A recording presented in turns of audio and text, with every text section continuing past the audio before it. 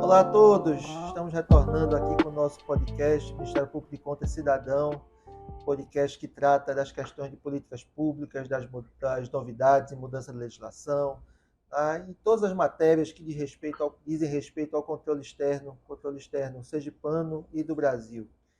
Hoje vamos tratar de um tema muito importante, que é exatamente a nova lei de licitações, a sua vigência, as mudanças mais recentes, inclusive quanto à sua aplicabilidade da Lei 8666/93, que foi prorrogada. E aqui temos hoje a honra e o privilégio de receber nosso querido amigo e servidor competentíssimo, Dr. Fábio Silva, que é analista de controle externo desse tribunal, coordenador de controle interno aqui também dessa casa, professor, palestrante, e todos já conhecem inúmeros cursos e congressos, e que recentemente tem falado muito sobre a nova lei de licitações e sua vigência. E aí vamos conversar hoje, Fábio, exatamente sobre esse assunto. E aí gostaria que você já começasse falando, enfim, até quando se pode usar a Lei 8666 e a partir de quando somente poderá ser usada a nova Lei 14.133? Acho que é a grande pergunta que os gestores e servidores públicos estão fazendo. Muito grato por estar aqui, e a palavra é toda sua. Bom, inicialmente eu não poderia deixar de agradecer o convite de estar aqui contigo, meu amigo Procurador-Geral Bandeira, parabenizá-lo, né, antes de tudo, pela nova missão, né, à frente da Ampicom.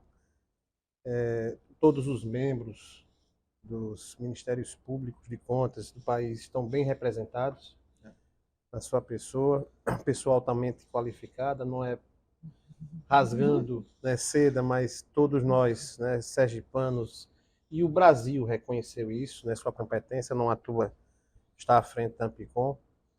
E agradecer também para que a gente possa falar um pouquinho sobre a nova lei de licitações e principalmente desses embaraços que vem causando os entendimentos, né, tanto do TCU, que quer queira, quer não, foi um entendimento que foi absorvido por boa parte dos tribunais de contas, inclusive o próprio Tribunal de Contas do Estado de Sergipe minutou, não chegou a aprovar justamente por conta do que foi divulgado pelo presidente da Câmara dos Deputados, Arthur Lira, de que haveria essa prorrogação.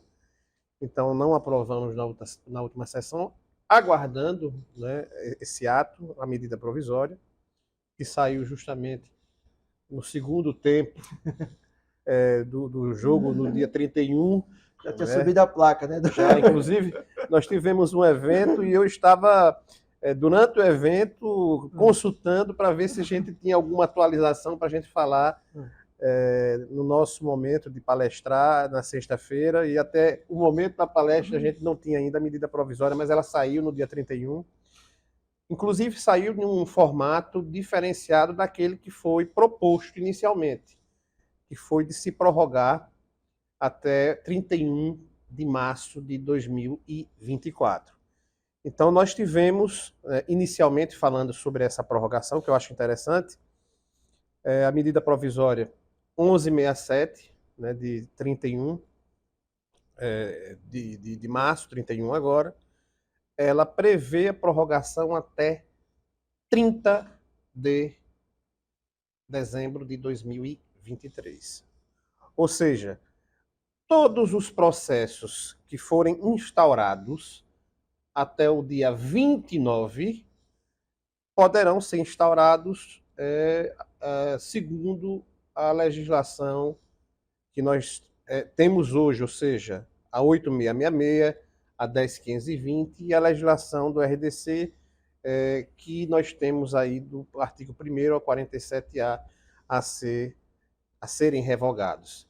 Então, nós temos, inicialmente, uma novidade, porque, a princípio, nós tínhamos um entendimento único, que era justamente do TCU, através de acórdão, também firmado nessa última semana, e que foi implementado pela maioria dos órgãos, inclusive pelo governo do estado de Sergipe, né, que publicou um decreto, e esse decreto também comungava do mesmo entendimento do TCU, de que a partir do dia 31 de março, né, nós trabalharíamos a nova legislação, mas os processos que tivessem sido instaurados até essa data poderiam, por opção do gestor, se fosse o caso, ser contratados através das legislações 8666, 10.15 e 20 do RDC.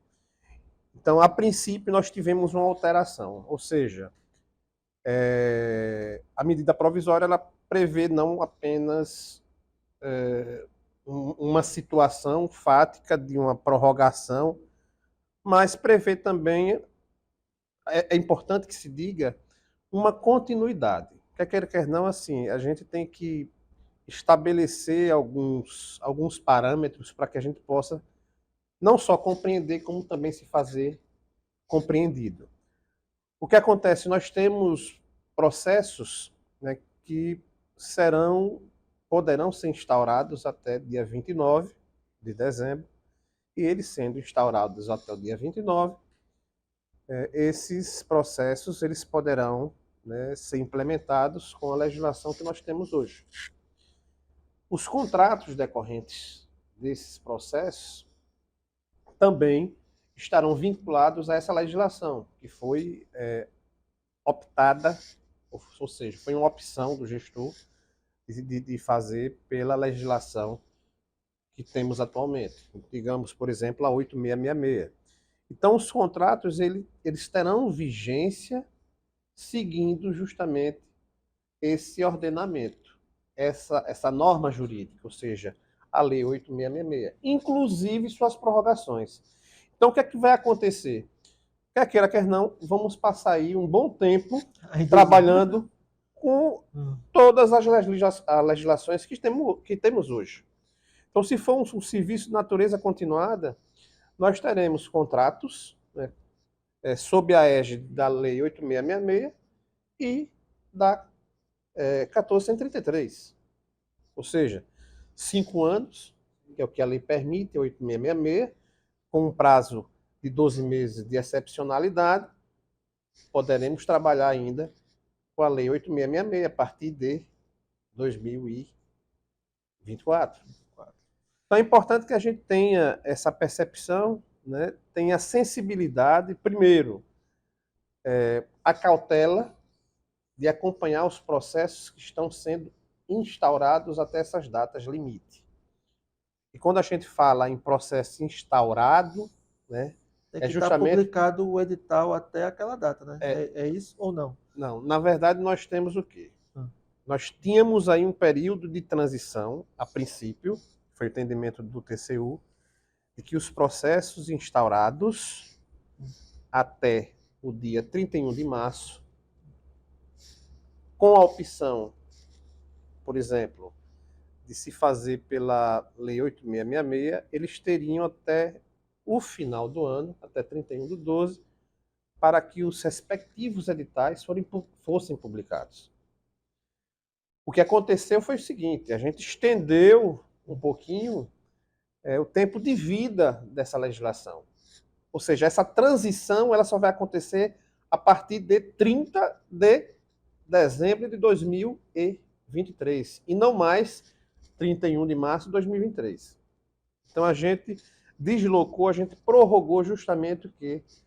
O momento da opção. Agora ficou prorrogado até o final do ano. Porque inicialmente foi por isso que nós optamos por não aprovar o nosso regulamento aqui no Tribunal de Contas, porque a gente precisava realmente da certeza do que viria do Planalto, quais as regras que viriam. E vieram realmente de forma não como anunciada anteriormente pelo presidente da Câmara dos Deputados, de que seria uma prorrogação por um ano, até 31 de março de 2024. Ou seja, houve uma modificação. Então, a modificação foi justamente o seguinte, quer queira, quer não, a meu ver, né, com todo o prejuízo que eu vejo, eu acho que a gente deveria ter implementado de imediato, porque tivemos, na verdade, 2 anos de transição. Nós já tivemos esse período de transição. Então, a meia-culpa, acredito eu que nós, né, jurisdicionados, e a gente fala enquanto Mas Tribunal de aí Contas. justamente, Fábio, o que é que a gente deve fazer, nós enquanto órgãos de controle e órgãos de gestão, o que é que a gente deve fazer? Já que houve essa prorrogação, o que é que a gente precisa fazer, o que é que o poder público precisa fazer para que temos agora ser um pouco menos de 9 meses para essa nova data limite? O que é que a gente precisa fazer para tudo funcionar bem e como em 2024, veja, as licitações começadas em 2024, os novos processos para os novos créditos, aquilo que começar do zero em 2024 vai ter que ser já com a 14.133. Então, o que é que a gente precisa fazer para que esteja todo mundo preparado, então, agora para a nova lei? Bom, a gente precisa fazer o que a gente não fez. Exatamente. Nós tivemos 2 anos para fazer e não fizemos. E esperamos uma prorrogação. E aí eu pergunto, vamos esperar uma nova prorrogação para que a gente possa fazer o que a gente deve fazer? Então, geralmente eu faço essas 3 perguntas: o que deveríamos fazer, o que fizemos, né? E o que devemos fazer agora, né? Então, o que devemos fazer é justamente começar a implementar a nova legislação. Primeiro, um aspecto importante, não é só a regulamentação, que a gente, todo mundo está preocupado com a regulamentação da legislação para que a gente possa implementá-la, mas de forma essencial, o que é que a gente precisa? É reestruturar a administração para poder implementar. E quando a gente fala em reestruturação, a gente está falando do quê? Setores de planejamento. A gente desconhece, né, nas unidades jurisdicionadas um setor específico que a lei ela determina, né, que haja um órgão específico por planejar as contratações e as licitações. Então a gente precisa desse órgão, né, para planejar. Quem é que vai planejar? Estruturar melhor o sistema de controle dos contratos, de contratos, ou seja, fiscalização, gestão de contratos. E aí a gente tem a possibilidade, né, prevista justamente na Lei 1433, de regulamentar as atribuições, regulamento esse que já foi feito pelo governo federal, pela maioria dos estados, né, alguns municípios, E não alguns precisa ser tribunais. nada novo, revolucionário. Basta seguir, digamos, não pode ser uma cópia. Mas, digamos assim, o fio da meada já está Já tem, e é importante a gente reproduzir uma fala do ministro Benjamin Zimler, lá do TCU. Ele disse o seguinte, que a gente não se preocupe tanto com a regulamentação, porque a regulamentação a gente vai fazer com o passar dos dias, né, com a experiência, com o dia a dia, os problemas do dia a dia. É certo que tem regulamentos, né, que para que a gente possa implementar a legislação, a gente precisa ter a regulamentação. E eu dou exemplo, um dos regulamentos que a gente precisa, antes mesmo de implementar a legislação, foi o primeiro regulamento criado pelo governo federal, né, logo após a regulamentação da criação do comitê, né, de gestão do governo federal, foi justamente a regulamentação para a qualificação dos bens de consumo. Ou seja, a nova lei de licitações, ela prevê justamente a impossibilidade de contratação por parte da administração pública de aquisição de bens de consumo de natureza qualificada como sendo de luxo. Então a gente precisa regulamentar para saber o que é um bem de consumo comum e o que é de luxo, justamente para que a gente evite. Porque a legislação ela prevê o seguinte, que a partir de 180 dias de publicação da lei, se a gente não tivesse regulamento, a gente não pode consumir mais nada. Então, é um dos regulamentos, né, que nós temos a obrigação de regulamentar antes de instrumentalizar a 1433. O restante não, a gente vai regulamentando conforme é dito pelo ministro Benjamin, com a expertise, com o dia a dia, com os problemas, porque cada situação, cada ente, né, cada município tem suas peculiaridades, cada ente tem suas peculiaridades, e a gente alerta, é um alerta que a gente deve fazer, e a preocupação com Ctrl+C, Ctrl+V e com a recepção, né? Muita gente recepciona, tem a ideia de recepcionar os decretos de regulamentação do governo federal, que, na maioria das vezes, eu posso dizer assim, 99% das vezes, não é interessante para um Tribunal de Contas, né? Para um município que tem uma população de 10 mil habitantes, 20 mil habitantes, 30 mil habitantes, justamente por conta de certas peculiaridades. Então, é importante ter algo que se adeque exatamente a cada município, que se adeque à governança de cada município. Tivemos agora recentemente, né? Nosso querido Fábio foi palestrante num importante congresso aqui sobre governança, aqui, né, que foi sediado aqui no Tribunal de Contas do Estado de Sergipe, e mostrando como ter essa atitude de governança, ou seja, todo o funcionamento da máquina pública está em harmonia para cumprir as suas finalidades e obter seus resultados. E efetivamente, licitar bem, contratar bem, tem a ver com você atingir seus resultados. Como é que você vai prestar um bom serviço de educação se a gente não tem uma merenda escolar que funcione, se a gente não tiver manutenção nas escolas? Como é que a gente vai prestar saúde se não compra os medicamentos, se não mantém as unidades de saúde? Enfim, então tudo isso, todo o dia a dia da administração depende das licitações. E aí o seu alerta, Fábio, é muito importante, porque mostra exatamente o ponto nevrálgico, acho, da Lei 14.133, porque ela é muito mais exigente em termos de administração, de gestão e de governança. Ela traz os procedimentos como a Lei 8666 colocava, mas ela é muito exigente nessa parte. E você acha que citou duas partes essenciais aí, a parte do planejamento, o plano de contratação, tudo isso é muito mais detalhado, inclusive para a contratação direta na 14.133. E também ela é muito mais exigente na fiscalização dos contratos, na entrega dos produtos. A função do fiscal de contrato foi muito importante. E você, Fábio, como um grande especialista em controle interno, aqui um dos maiores aqui do nosso estado e do Brasil, me diga, meu amigo, o controle interno, assim, tenho estudado a lei, me parece que a 14.133 colocou o controle interno e todas essas ferramentas de gestão realmente em outro patamar. Então, bom, a responsabilidade do controle interno, na verdade, assim, pela experiência, toda a atuação que a gente verifica, né, a necessidade de atuação que a gente verifica na nova legislação, ou seja, de forma positivada agora, já existia, mas a legislação ela fez questão de positivar. Então a gente, juntamente com as procuradorias, o assessoramento jurídico, a gente está mais presente na fase de planejamento e também na fase de execução, né? Acompanhamento, assessorando a fiscalização. E é importante que se diga, lá no artigo 170 da nova lei de licitações, se deixa positivar também uma das principais, eu digo assim, atribuições do controle interno, justamente receber, né, demandas de licitantes, das pessoas interessadas, pessoa jurídica, pessoa física, e dos licitantes, denúncias, ou seja, representação.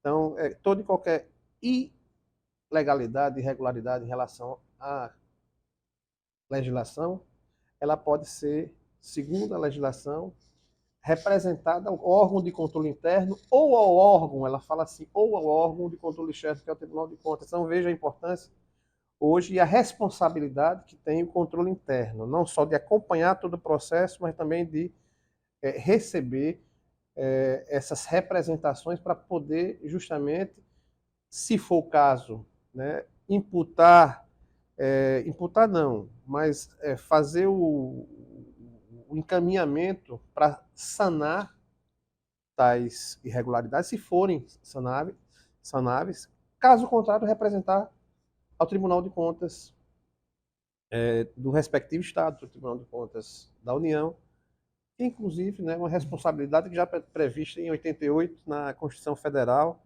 sob pena de responsabilidade solidária. Então, a atuação do controle interno, ela vem de longas datas, né, a responsabilidade é muito grande, mas a lei resolveu positivar, né, de forma bem clara a atuação do controle interno, inclusive Em relação à governança, né, a gente tem alguns órgãos trabalhando, controle interno trabalhando justamente a fiscalização, né, da atuação da administração superior, e foi importantíssimo esse evento que a gente Porque a participou. lei, desculpe interromper, mas a lei coloca exatamente isso. É obrigação da administração superior, e no caso do município, do prefeito, colocar essas estruturas de governança, essa estrutura de controle interno, as 3 linhas de defesa para funcionar. Exatamente. Muito embora na legislação a gente tenha uma menção sobre governança de forma muito tímida, ou seja, são 2 artigos, só o artigo 11 e o 169 justamente fala das linhas de defesa, mas se a gente for verificar o artigo 11, né, ele abrange todo o arcabouço legal da Lei 14.133, ou seja, ele responsabiliza a administração superior do início ao fim, ou seja, em relação à designação de qualquer agente público para atuar nos processos de contratação, de licitação, ou seja, todos os agentes, né, que atuarão na legislação, ou seja, na licitação, no planejamento, na contratação, são designadas pela administração superior. E a administração superior, a gente tem até a regulamentação do governo federal, deixando mais explícito ainda esse entendimento de que ela tem a responsabilidade de designar pessoas com competência para tal, sob pena de assumir a responsabilidade. Ou seja, a ausência de designação de um fiscal, quem vai responder é justamente quem tem a obrigação de designar. É isso que a gente está vendo nessa legislação. Ou seja, a gente está começando a distribuir aí, amigo Bandeira, justamente responsabilidade a quem de direito. Ou seja, eu não posso assumir o ônus de um controle interno, de coordenar um controle interno, se eu não tiver estrutura, se eu não tiver pessoal, não tiver ferramentas para exercer o controle. E quem tem que me dar essas ferramentas é justamente a administração superior. Quando a gente viu no dia de sexta-feira, né, o dia 31, né, o nosso seminário sobre governança, a governança é nada mais, nada menos do que aqueles 3 eixozinhos, né? Avaliação, direção, monitoramento da gestão. Ou seja, é uma obrigação da administração superior. É dar condições não só ao controle interno, mas à assessoria jurídica, a quem fiscaliza, a quem faz gestão de contrato, a quem faz as contratações, o agente de contratação, né?